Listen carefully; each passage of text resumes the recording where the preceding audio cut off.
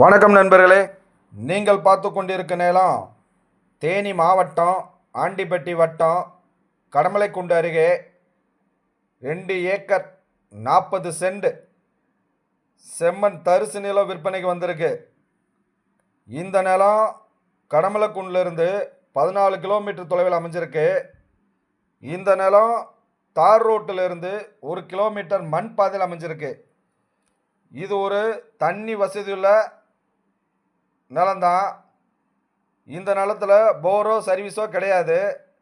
இந்த நிலத்தை சுற்றியும் விவசாய நிலம் இருக்குது. இந்த நிலம் மலை அடிவாரம் தான்.